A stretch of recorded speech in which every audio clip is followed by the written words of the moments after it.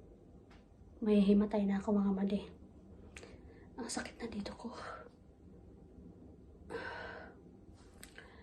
Tapos nagugutom na ako. Time check, 12:30 na. Sabi ko, sa nagkasama ko, siya yung taga-linis. Tapos ako yung taga-change ng beddings. Sabi ko sa kanya, pwede ba mag-break na tayo, mag-lunch kasi ang sakit na ng ano ko, sakit na ng, as in super ang sakit na ng dito ko. Tapos gutom na ako. Sabi niya, last na lang daw to. Grabe mga madi. Hindi ko alam kung kakayanin ko to. Ito, pang 8 rooms na to. At sobrang hirap niya mga madi. Kasi itong mga rooms na to ay pang family room siya. Finally, Lord. Natapos din ang araw na ito. Grabe ang araw natin today mga madi. Natawa talaga ako sa sarili ko kasi nagreklamo talaga ako kanina. Grabe ang sakit ng paa ko. Tapos ang sakit ng shoulder ko. Samahan pa ng sandwich lang yung kinahain ko. Buti na lang medyo maaga today. 3:00. Ay Lord. Grabe yung trabaho dyan. Parang paligsahan. Doon ako nagreklamo mga madi sa bunk bed or yung sa kerosene ko ba. Muntikan pa ako mahulog 2 beses. Ang hirap niya i-change ng beddings po yung akin lagi ha. I think mas mahirap yun kaysa sa maglinis ka. Kasi iba po kasi yung naglilinis. Iba yung nag-change ng beddings. Mas madali nga naman, di ba? Kaysa ikaw lang mag-isa lahat. Lalong-lalo na pag naswertihan ka yung malinisan mo is yung family room nga na may bunk bed. Ang hirap linisan nun. Diyos ko Lord. Doon ako nagreklamo mga madi. Kasi nga, sa isang malaking bed, 2 comforters na. Tapos doon sa kerosene ko or yung sa bunk bed, ano na yun? 2, so kumbaga 5 lahat na comforters or kumot yung kailangan kong palitan. Maswerte na lang kapag yung bunk bed hindi ginamit. Kaya okay lang yun, hindi na siya papalitan. Yung malaking bed lang. Pero bihira lang siya mga madi. Kaya grabe talaga kanina nagreklamo talaga ako. Kasi 12:00 na din yun ba? Sabi ko pwede ba? Pwede bang sabi niya, pagkatapos ko kasing mag-change ng bedding, sabi niya doon na naman sa kabila. Sabi ko, iyak sa ina. Ang sakit na talaga ng ko. Ang sakit na ng leeg ko. Ang sakit ng shoulder ko. Basta masakit lahat. Pero wala. Sabi niya, isa na lang daw. Last na lang daw. Last siya ng last sa akin. Buti na lang yung last talaga. Hindi nagamit yung sa taas na bed. Yung sa malaking bed lang. So uwi muna ako. Gusto ko ipagpahinga yung paa ko. Kasi feeling ko dudugo na eh. Kahapon nga parang may napansin nga ako na may dugo. Nayayay na. Pahinga muna ako. Tapos maya 4:30. Buti na lang 4:30 yung sinabi ko na susunduin ko si Lumi. Maya labas ulit ako para sunduin si Lumi. Pahinga ko muna to. Tapos kakain ako. And then labhan ko yung aking uniform. At kung ano pa yung pwedeng gawin muna sa bahay. At kakain ako. Naghihingalo na yung paa ko. Gustong gusto na umupo. Namamakaawa na. Pero saglit lang. Ay! Kain lang ako. Prepare ko lang to. Tapos upo na ako. Ngayon pa lang talaga makakaupo.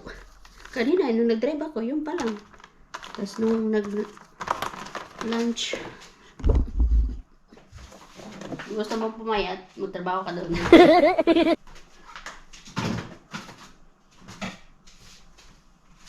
Ito lang yung kainin ko.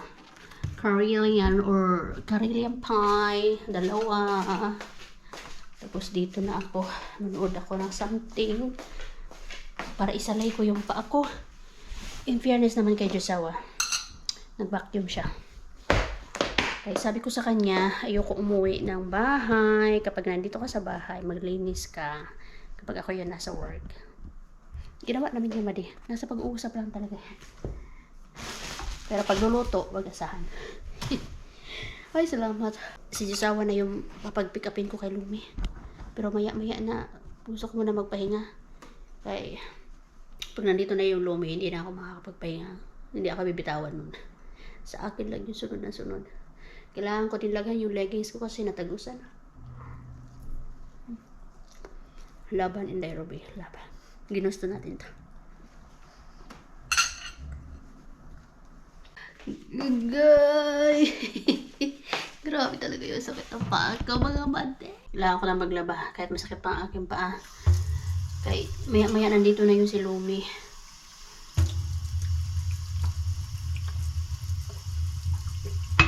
Baka hindi na ako makapaglaba kaya baka magkumbati na naman yun.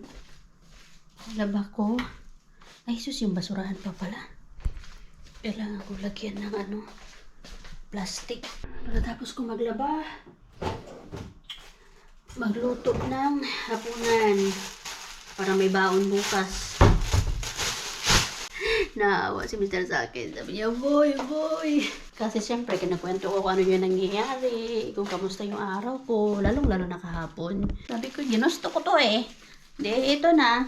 Ginusto mo yan, Day. Hindi ka pa naman pinipilit ng asawa mo na magtrabaho. Ikaw ang magusto nito. Kaya magtiis ka.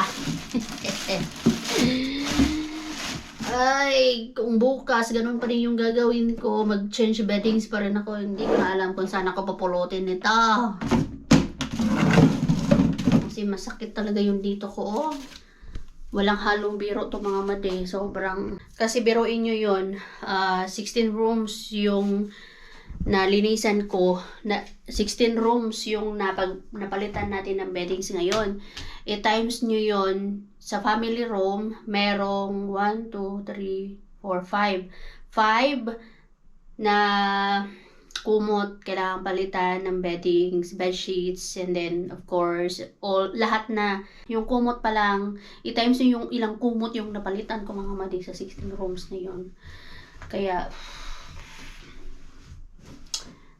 I don't know. Hinahanap ko yung planggana para makapaglaba ako. Or nilagay ko yun sa labas. Wala mo dito. Asan na may yung planggana na yun? Planggana, magpakita ka sa akin. Kailangan kita. Wala dito. Or yung malaki na lang siguro na bowl, yung labhan ko, yung gamitin ko, yung stainless.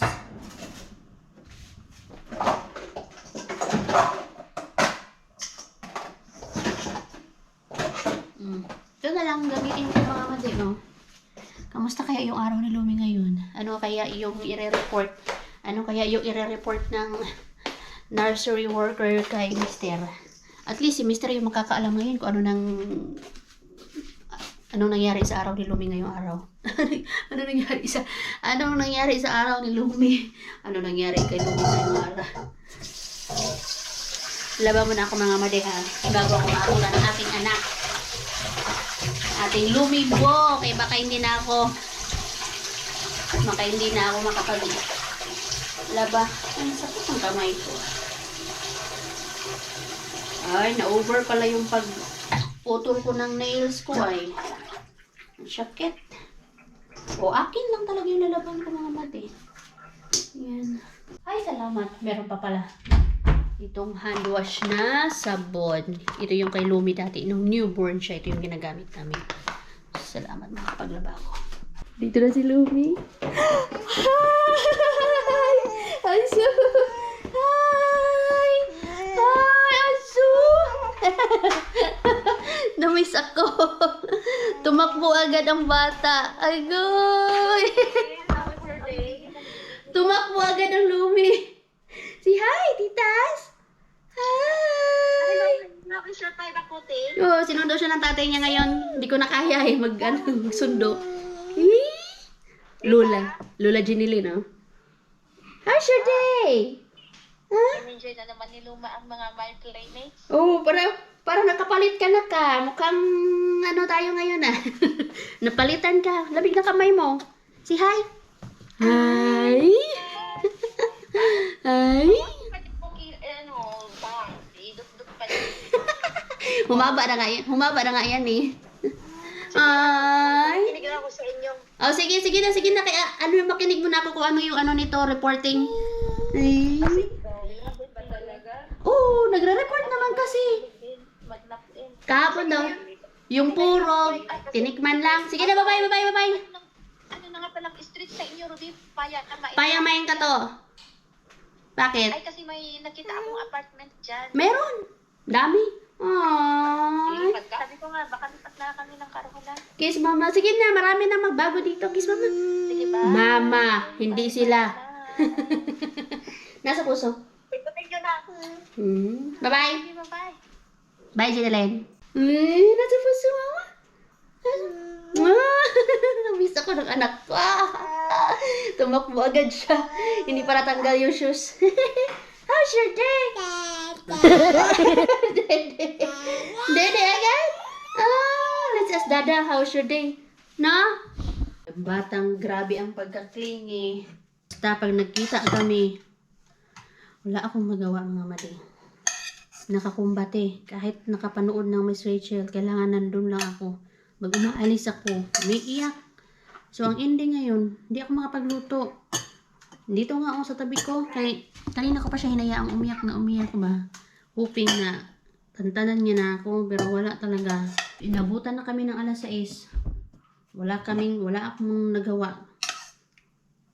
Buti na lang meron pa akong adobo dito. So, ito na lang yung dinner na. Ayan po siya, oh. Nayaan ko na siya dyan. Kasi kahit pag CR, hindi pwedeng mawala sa paningin si mama.